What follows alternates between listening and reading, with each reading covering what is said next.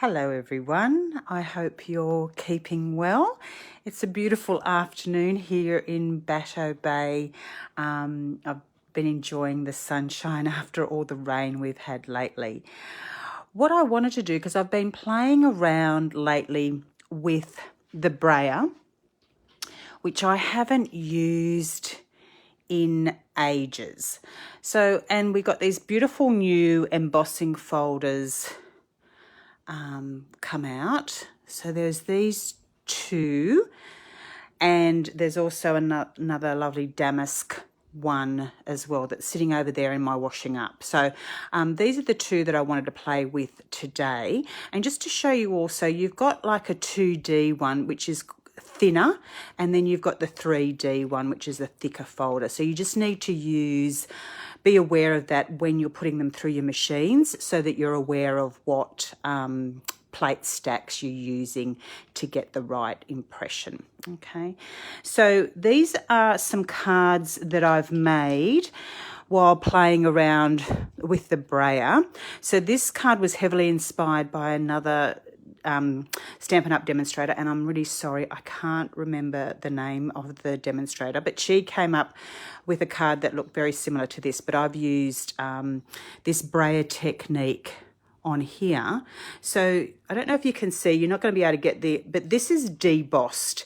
So where you can see the darker ink, it's on the debossed side of the embossing folder, and this is on the opposite side.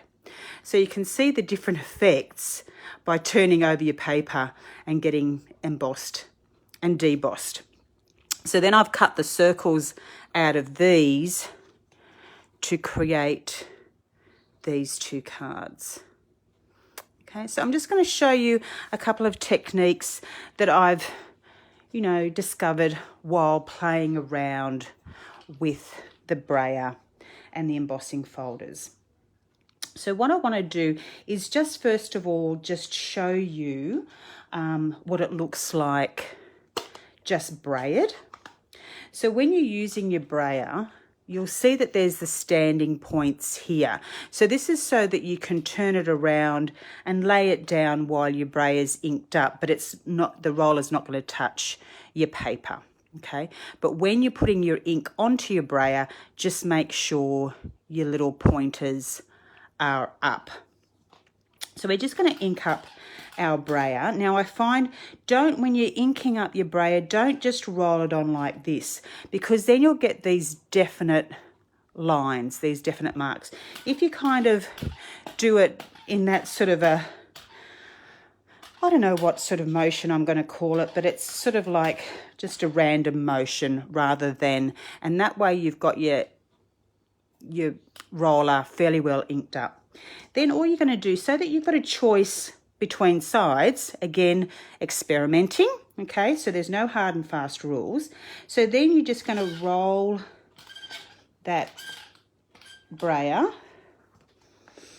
over your embossing folder. And you can see it's going to stick. Some areas it's going to stick a lot, and other areas not going to stick very much at all. The ink I'm talking about. So then you're just going to lay your piece of cardstock on, sandwich it up, and then put it through your embossing machine.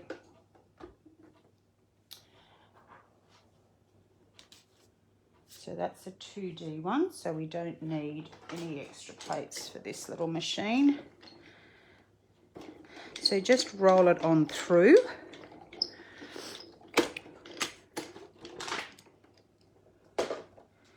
And we'll see what we get. So we've got this side, and then we've got that side. Okay, so this side is a little bit more organic looking. Now, what we could do is add a little bit more colour to this. So we could just get our Brayer and just brayer, oops, turn it the right way, Lucy. Brayer on a bit more. So then we're going to kind of get that look. And then you can choose. So this is a bit more defined. Now this is a bit more regular on this side, and this side it's that more organic, imperfect look. So if you're wanting a more of a distressed look, so that's why it's handy to, you know, brayer up both sides, and then you can just pick which side you fall in love with. Now I'm going to show you another little technique that I've been experimenting with on this side, and just see what you think, because I thought this was quite cool. So it's using the gold metal enamel effects, and this comes with a packet. So there's gold, there's a gold bottle, copper and silver. At the moment they're on the last chance products. So rather than, I think they were about 27 for the pack of 3, they're down to 16.20. So it's a really good little bargain. So let me know if you want to get your hands on some of this, or you can always order them yourself. So all I'm going to do is in the cracks here, and I'm probably not going to do all of it, but I'm just going to drizzle, follow the cracks, and just drizzle in the liquid pearls. So you just give the bottle a squeeze. Now, if you've got an embossing pen, you could also run the embossing pen into the cracks and then pour on your gold or silver embossing powder and give that a whirl, because I reckon that would be a really fabulous effect as well. But I really like the enamel effects because it gives you quite a 3D effect. I said I wasn't going to show it all, but I wasn't going to do it all, but it was a lot quicker than what I thought. So how's that?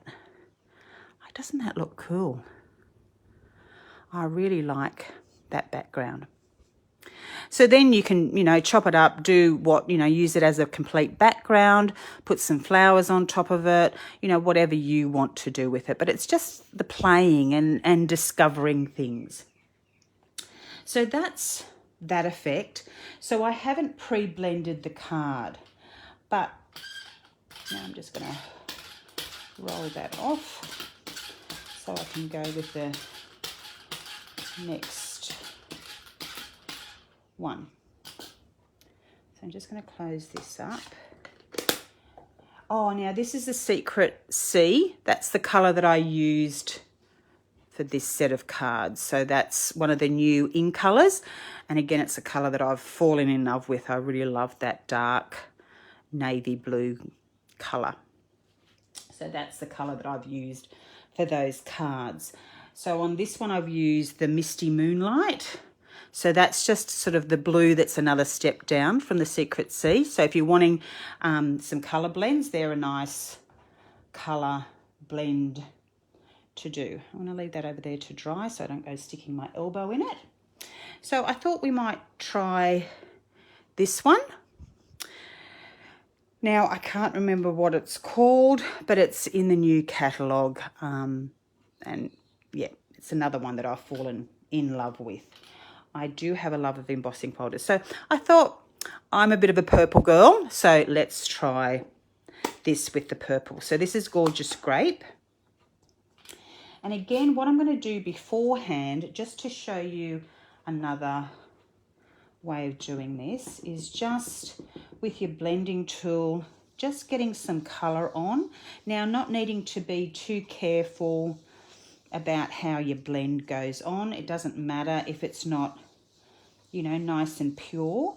I wouldn't go too dark though.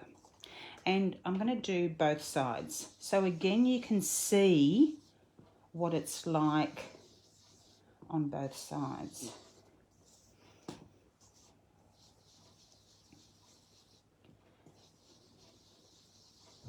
So you can see I've just done this very roughly, not really caring about how, you know, it might be a bit splotchy. Doesn't matter for this technique.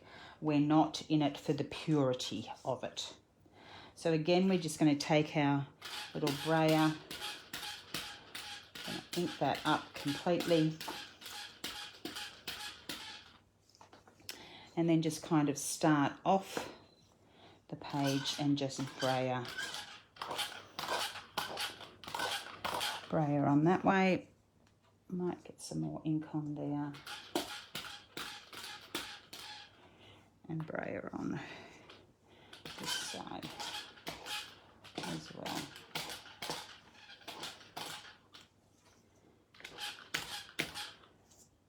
Okay, so I think that's enough.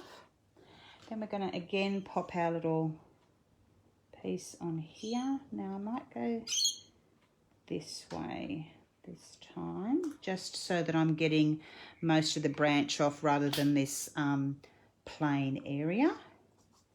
And this is where I'm going to need the extra plates to put through my little machine here.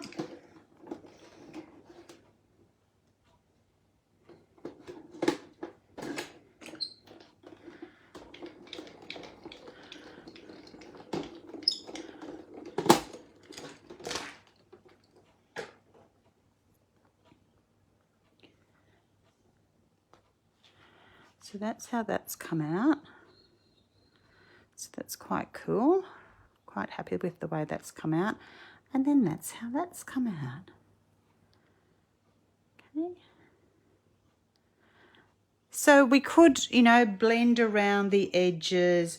We could, if we decide we needed a little bit more colour on there, we could sort of brayer that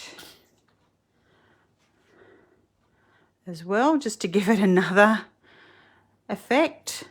So it's just, you know, giving yourself permission to play and see what you come up with. So they're the two little bits that I've come up with this time. So have a play, enjoy having a play. Now, the other thing that I was shown this technique at onstage earlier this year, and I just thought, yeah, good for creating backgrounds. So with your leftovers, you can just pounce on, and then we can, so that's the purple. So there's a nice distressed background. So it's just playing. Now let's add a few other colours. So again, just ink up. Now we might not want this too dark because that's a pretty dark colour. So we might just take a little bit off, and then we can add just a little bit more. And this paper had a bit of a crease in it, so you can see how it's brought out that quite nice organic looking crease there. Okay. And then we add a little bit of the paler blue, and you can just keep layering up. Now that ink pad's heavily inked, so you can see there's quite a lot of ink on there. I don't want, you know, that much ink, so I'm just going to take off some and then just lightly bring it backwards.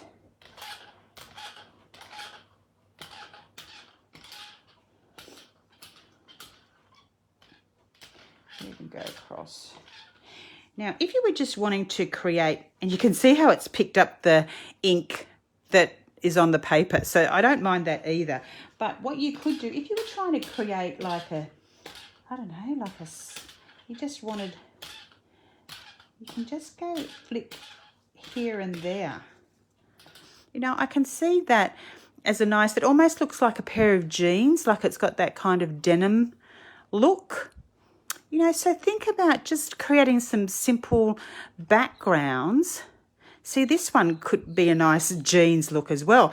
Imagine like a pocket, you know, a jeans pocket there with, you know, some money in the pocket or a gift voucher or something like that.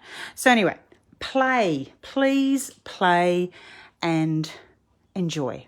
Okay, that's enough from me today. I hope you've enjoyed this little video and have a wonderful day. Happy crafting. Bye.